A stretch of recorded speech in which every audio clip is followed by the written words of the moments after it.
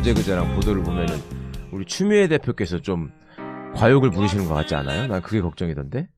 그 얘기 좀 해봐. 좀 걱정이 아니라 좀 많이 걱정이 되죠. 아니, 나도 오늘 당직자들한테 전화 많이 받았는데 네. 왜 저러는지 모르겠다 그러면서 그런 정도로 걱정하시는 분들 많더라고 진짜.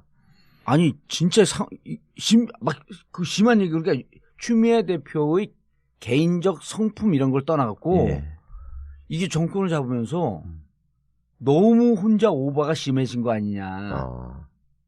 이를테면 그 언론에도 나왔으니까 김민석 전 의원 그렇죠. 너무 총애하시는 것 같아요. 아니 그거가 대선 캠프 꾸릴 때 상황 총괄실장 상황실장 총괄실장인가 아마 상황 총괄실장 해갖고 전체 상황을 그거 하는데 그걸 임명하자마자 영등포 김영주 의원 그가 최고위원이죠.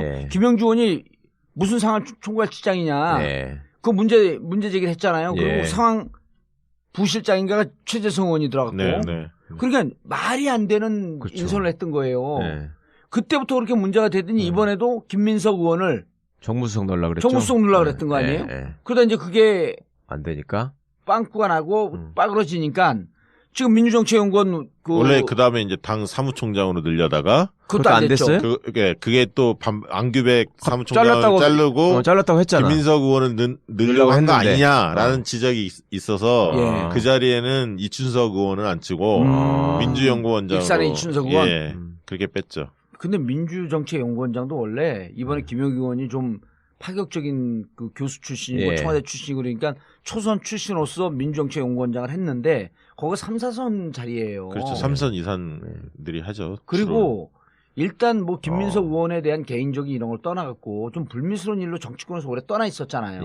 그러니까 지금 꼬마 민주당이란 간판을 갖고 있었잖아요. 그러면서 이제 추미애 당대표가 당대표 등극한 다음에 합당을 한 거 아닙니까? 그렇죠. 사실은. 그러면서 이제 김민석 의원에 대한 남다른 그러니까 지금 추미애 체제의 황태자예요. 아무튼 이제 그 과정에서 이게 선대위 때 지금도 지금이지만 이 선대위 과정에서 무척 문제가 많았어요. 당 선대위가 출범하면서 경선이 끝나자마자 당 선대위가 출범해서 가장 마찰이 센 게 그 부분이었습니다. 김민석 의원을 그 총괄 상황실장으로 앉히면서 문제는 그것도 있었지만 비서실장에 대해서 비토가 생겼어요. 그러니까 임종석 비서실장을 쓰는 문제에 대해서 추미애 당대표가 임종석 비서실장이 그 페이스북에 어떤 글을 올렸었는데 거기에 대해서 이제 당대표를 좀 비판하는 글을 올렸는데 그거에 대해서 굉장히 민감하게 받아들이셔서 비서실장 되고 난 다음에 비판했어요? 아니 되기 전에 이제 그러면서 선대위 출범 자체가 늦어졌죠. 그러면서 이제 중진 의원들이 좀 나서서 아니 후보의 비서실장을 후보가 마음대로 임명하게 해줘야지 다른 자리도 아니고 그렇죠. 당 선대위가 떴는데 다른 자리라면 당대표가 상임 선대위원장이기 때문에 당대표 의견을 좀 따라야겠지만 다른 자리도 아니고 후보 비서실장인데 후보의 비서실장만큼은 후보의 의중을 따라야 하는 거 아니냐. 거기를 그 김민석을 눌렀던 거예요? 그 자리는 아니었지만 임종석 비서실장이 원래 캠프 때 비서실장이었잖아요. 후보 비서실장이었는데 안 된다고 한 거예요. 선대위에서 후보 비서실장 하면 안 된다고. 왜냐하면 이제 옥신각신 했거든. 그 과정에서 임종석 실장이 그 SNS로 좀 당대표 비판하는 글들을 올리니까 이걸 이제 막았던 거죠. 그러면서 이제 한 2, 3일을 선대위가 출범을 못해서 그 문제 때문에. 그렇죠. 그 4월 한 6, 7, 8 뭐 이 기간 때 이게 티나지 않는 안티를 하고 있었네. 그 와중에 또 이제 그 안철수 후보는 상당히 이제 뛰어오르고 있었고 지지도가 그 상당히 4월 초였었네. 4월, 위기였었네. 4월 7, 8, 9 그 사이입니다. 그게. 아니 지금 6, 7, 8 뭐 그 사이. 1대1 대결에서 이긴다라고 얘기했던 게 KBS 여론조사였었거든요. 그게 4월 4일이에요 월요일 날.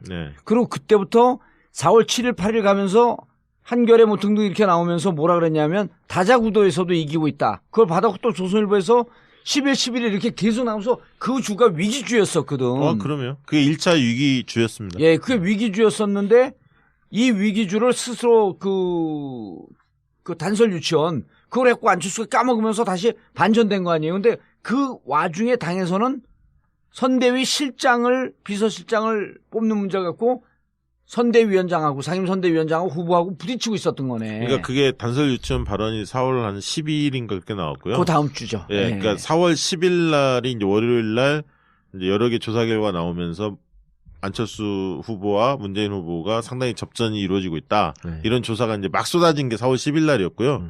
이 선대위 과정의 갈등은 제 기억으로 4월 6, 7, 8 뭐 이때였습니다. 그런데 이제 이 과정에서 이제 후보가 정리를 하시고 그러면서 이제 후보가 언론 인터뷰를 19개 잡으면서 본인이 사실은 선거 전략을 언론 인터뷰 속에서 명확하게 이야기를 했죠. 예, 이번 예. 대선은 정권 교체다. 정권 교체냐 정권 연장이냐의 싸움이다.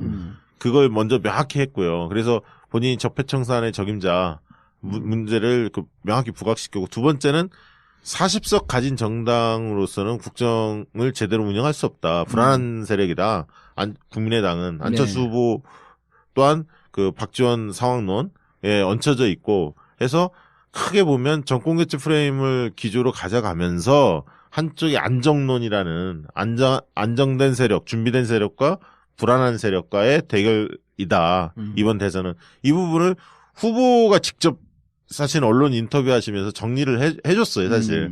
그런 와중에 안철수 후보의 악재들이 좀 터졌죠. 아까 단설 유치원, 부인의 의혹들, 그다음에 경선이 잘 치러진 줄 알았는데 차떼기 동원, 이런 것들이 여러 개 일어나면서 그리고 1차 토론인 4월 13일 날 1차 토론에서 안철수 후보가 굉장히 기억나시겠지만 얼굴이 굉장히 경색돼 있었죠. 그렇죠. 네. 그 스탠딩 토론으로 SBS 처음 했던 토론입니다. 그 홍준표 후보가 10초 만에 뭐 보내겠다. 저기 문재인 후보 뭐 이렇게 했다가 되치기 당했던.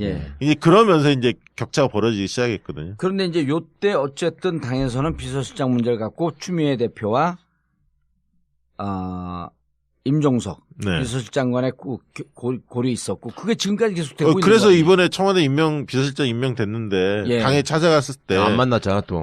못 만났잖아요. 안 만났는지 못 만났는지 모르겠으나 못 만났잖아요. 원내대표만 만나고 간 거예요 그러면은? 나머지 나머지 야당들은 다 만났는데 추미애 당대표만 못 만났잖아요. 근데 이번에 전병헌 정무수석 만났고. 그리고 또 무슨 대표가 또 무슨 인사추천위원회를 구성해가지고 뭐 추천하겠다. 근데 같은 동문이에요, 거기도. 한양대. 아니, 그러니까 추미애 대표가 인사추천위원회를 만들겠다라고 하는 것도 기사에 나왔거든요. 그렇죠. 청와대 인사를 추천하겠다는 거예요? 그래가지고 당에서 이제 최고위원들 이런 사람들이 대통령 고유권한인데 당에서 이렇게 부담을 주면 어떡하냐라고 하니까 뭘 막 집어던지면서 추미애 대표가 화를 냈고 결국은 안 하는 걸로 포기했다. 추천위원회에 기구를 구성하려다가 기구를 구성하는 거는 없었잖아. 인사추천위원회 기구는 구성하지 않는 걸로 하되 당원에 그런 어떤 추천할 수 있는 그런 어떤 권한을 많이 강화시켜놨죠. 당원에? 당원에. 아니 그건 그래서 이제 당정협의를 정례화하겠다는 게 있고요. 아니 어쨌든 당정협의를 통해서 추천과 제안을 받을 수 있지만 그건 비서실이나 이런 직제 이거 청와대 고유권한 아니에요? 고유권한인데 이제 뭐 민주당이 집권하는 시대에 민주당 정부다 문재인 하죠, 아니 근데 이제 그 내각을 위주로 얘기하는 거예요. 아니 그러니까 저는 뭐 그런 어떤 흐름에 대해서 아주 잘못됐다 보지는 않은데 그런 것이 요란스럽고 시끄럽고 아니에요. 불협화음을 일으키면서 가는 건 아니라고 그렇게 점잖게 얘기해 주면 안 돼요. 왜냐하면 그 인사추천위원회라고 하는 합법적 틀거리 속에서 말은 그렇게 하면서 결국 지금까지 행태를 보면 자기 사람 심으려고 그런 거 아니에요. 이건 공과 사를 구분하지 않는 거지. 예를 들어서 정말 이제까지 행시나 이런 걸 봤을 때 이분은 이 정권이 성공하기 위한 사람을 추천하는데 하등의 의심이 없다. 라고 하면 인사추천위원회 만들어야죠. 그리고 이렇게 해갖고 한 2배수 3배수 올려주고 여기서 이런 사람들 당에서 추천하는 인물이냐 한번 참고로 해 주십시오. 여기까지 가면 문제가 없는데 지금까지 우리가 무슨 얘기하고 있었어요. 김민석 상황실장을 청와대 누려고도 안 되고 당의 사무총장 누려고도 안 되고 그다음에 민주정치연구원장까지 갔는데 민주정치연구원장으로서도 과연 적합한지 그러니까 사감에 근거한 사천을 하겠다는 거 아니에요. 이렇게 되면 그 지적을 하는 거지. 그렇게 갖고 그럼 그렇게 되면 무슨 일이 또 벌어지냐면 당의 원로나 당의 사람들이 이렇게 최고인들이 앉아갖고 인사추천에 가면 2배수 3배수 가면 그중에 한두 명이 될 거 아니에요. 자기 사람 심으려고 또 전쟁이 벌어져요 당에서. 이런 거 하지 말자고 정권 교체한 건데. 그러니까 아니에요. 최고위원도 다 밀어낼 거 아니야. 아니 근데 이제 지금 보면 어쨌든 대통령이 지금까지 인사를 예. 보면 흔히 말하는 친문 인사를 우대하거나 뭐 이런 건 전혀 없었잖아요. 네. 오히려 역차별을 좀 받고 있고 나름대로 적재적소에 그렇죠. 유능한 인재들을 발탁하는 것 같아요. 그렇기 때문에 이제 아까 했던 당에서의 요구가 세지면 말씀하신 대로 그 민주당 출신의 인사들을 상당히 우대할 수밖에 없는데 지금까지 기조로 보면 꼭 야당 인사뿐만 아니라 여러 대탕평 인사, 그렇죠. 예. 적재적소 인사를 하고 있기 때문에 좀 걱정은 되는 부분은 있죠. 그러니까 당의 울타리 속으로 너무 들어가는 게 아닌가 이런. 그러면 그리고 당은 집권하고 그다음에 청와대가 성공할 수 있게끔 해주면서 당이 그 이후에 정책으로 그 당정 협의를 통해서 정부를 그 견인하려고 노력을 했지 사람으로 견인하려고 그러면 안 되죠, 그거는. 아니, 이제까지 정치인들 뻔하잖아. 사람 갖고 네 사람 내 사람 나눠먹게 하면서 인사했던 거. 그거 어제 오늘 이래요? 근데 검증된 사람들은 뭐 저는 뭐 역차별을 받아서는 안 된다고 보긴 합니다. 그러니까 예. 국회의원 중에서 정말 자기 전문성이 있고 정치력이 있는 분들 중에서 검증된 분들은 들어갈 필요 있죠. 근데 예. 그 국정원이 진짜 한 6, 70명 되는데 아직 10명도 인사를 못한 게 특히 민정 같은 경우 중요한데.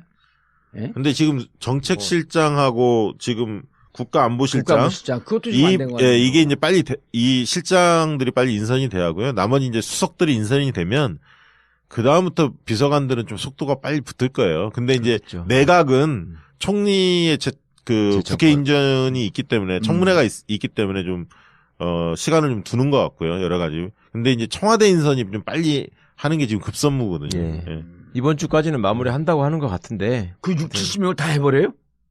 아니 책임자들, 예. 실장, 비서관 정책실장. 정도까지는 다 정해야 되지 않겠어요? 비서관 정해지면 행정관들은 속도가 붙을 거예요. 왜냐하면 캠프에서 예. 나름대로 검증된 예. 인력들이 있기 때문에 저는 뭐 그다음 국회 뭐 보좌진들도 아니, 있고 하기 오히려 때문에 청와대에서 인사위원회나 이런 거 만들어갖고 예. 거기서 검증하고 그러지. 그러면은 이번 주 비서관이 결정이 되면 비서관 들어가면 전국 이번 주 끝이야 그냥? 누가 비서관? 제가요? 당신이 들어가면? 아니 저는 비서관 아니 알면 죽겠네 진짜 쳐다보고 있으니까. 아니라니까 비서관급 아니라니까 나는 검찰총장 변호사급이라지. 아 진짜 웃는데 봉사님 웃는 얼굴이 슬퍼 보여요. 나 슬퍼. 아니 난 왜 슬프냐면 예. 이거 그만두잖아. 아까도 얘기했지만 다른 방송 하느라고 그만뒀지. 그러면서 이게 오해가 눈덩이처럼 커져요. 내가 이 전국구 방송이 제일 낫다고 여기저기 가서 얘기하거든. 왜냐면 이건 시간 제한이 없잖아. 하고 싶은 얘기 다 하거든. 다른 방송은 딱 시간 제한이 있잖아요. 또 그렇죠. 외부자들 이건 편집을 하잖아. 예. 내가 한 얘기 다 했으면 나는 거의 정치 철학이 신의 경지예요. 내가 한 얘기만 주로 편집하는 것 같아 보면. 아, 또 이제 이재화 변호사 뭐 이런 훌륭한 분들이 있으니까 예. 왜 답변을 회피하시고? 아니 진짜 이거 들으시는 분들 오해하시겠네. 안 그래요. 봉도사 복권 될 때까지는 전국구는 계속 해야죠. 그럼 얼마 안 남으면 되거든 또. 아 맞아. 공무원이 이런 방송을 못 한다는 건 없잖아요. 이게 있나요? 거기 들어가면 바빠고 응해. 그리고 정부의 공식적인 이제 직함을 하게 되면 방송 나오면 이것은 삐처리 할 게 너무 많아? 삐삐. 그렇지.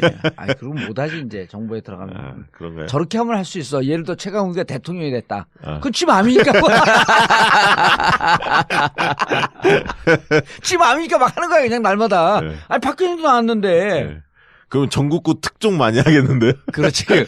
오늘 전국께서 특별히 얘기합니다. 그래서 점심 갈비탕 먹는 줄 알았는데 짜장면 먹었습니다. 야, 대통령께서 구내식당 이용하셨잖아요. 예. 얼마 전에 이렇게 냉면 드셨죠? 냉면. 참 그 장소 보니까 감회가 새롭더라고요. 아, 거기서 식사했었어요? 아, 저도 근무했었잖아요. 밥 먹는 식당인데. 네. 근데 비서실장 때도 거기서 계속 식사를 했었다 그러는데 문재인 대통령. 많이 하셨죠. 예. 네. 당연히 많이 하셨습니다. 저는 개인적으로 제일 마음에 와닿았던 인사가 주영훈 경호실장이었어요. 그분은 계속 노 대통령을 계속 모셨던 분이고 돌아가시기 전에 검찰 출두할 때 이때도 보면은 주영훈 실장 그때 이제 계속 같이 갔었고 봉화에서도 청와대에서 계속 봉화로 있었고. 파견 나왔었어요? 그럼요. 그리고 봉화에서도 계속 또 대통령 돌아가신 뒤에도 권 여사 모시고 계속 계셨고. 아, 그럼 청와대에서 청와대에서 예. 공식 청와대 직원이면서 파견이 나와 있던 거예요? 처음에는 파견이었다가 그게 이제 중간에 정리를 하고 그러니까 경호실의 본부장급까지 갔었거든요. 그분이. 그러고서 이제 또 그 개인 자격으로 또 있었고 그러다가 그 양반이 다시 경호실장이 돼서 문재인 대통령이 옆에 있다라고 생각하니까 여러 가지로 그리고 이 양반이 의리가 있는 사람이에요. 굉장히 훌륭한 분이에요. 외대 나오신 분인데 외대 나와서도 저렇게 훌륭한 분이 있더라고. 아니 경호실장인데 무술을 했을 거 아니에요, 그럼? 그게 잘못 알고 있는 거예요. 외대 무술가가 없는데? 사람들이 다들 그렇게 알고 있는데 그게 아니고 경호실 직원들을 공채로 뽑아가지고 예를 들어서 국정원 직원들도 어디 가서 도청하고 염탐하는 놈들 뽑는 게 아니잖아요. 그냥 대학 나온 애들 뽑아가지고 훈련을 시키는 거지. 이것도 마찬가지예요. 경호실도. 멀쩡한 사람 뽑았고 고수를 만든 거예요? 그러니까 공채로 뽑아가지고 거기서 이제 그렇죠. 그런 교육을 해서 거기서 탈락하면 못하는 거고 그게 되면 하는 거고 그다음에 아예 무술 유단자들은 또 일종의 특별경 그런 식으로 또 뽑으니까. 근데 무술은 잘 못하죠, 근데. 잘해요, 저 양반도. 오, 연백 우리가 비슷할 텐데 무술 잘하는. 연백. 맞아. 의원님 거의 60이죠? 아니, 나 우리랑 비슷하다 해서 한참 생각했네. 아니, 나이도 얼마 안 많잖아요. 많아요. 저 애도 시집가고 다 그랬는데. 60대 초반 아니에요? 60대 초반. 근데 우리 외대 이렇게 위아래.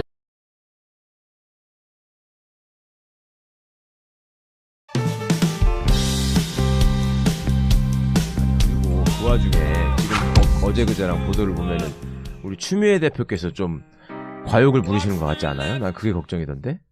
그 얘기 좀 해봐. 좀 걱정이 아니라 좀 많이 걱정이 되죠. 아니, 나도 오늘 당직자들한테 전화 많이 받았는데 왜 저러는지 모르겠다 그러면서 그런 정도로 걱정하시는 분들 많더라고 진짜. 아니 진짜 그 심한 얘기 그러니까 추미애 대표의 개인적 성품 이런 걸 떠나갖고 이게 정권을 잡으면서 너무 혼자 오버가 심해진 거 아니냐. 이를테면 그 언론에도 나왔으니까 꼬마 민주당이란 간판을 갖고 있었잖아요. 그러면서 이제 추미애 당대표가 당대표 등극한 다음에 합당을 한 거 아닙니까? 그렇죠. 사실은. 그러면서 이제 김민석 의원에 대한 남다른 그러니까 지금 추미애 체제의 황태자예요.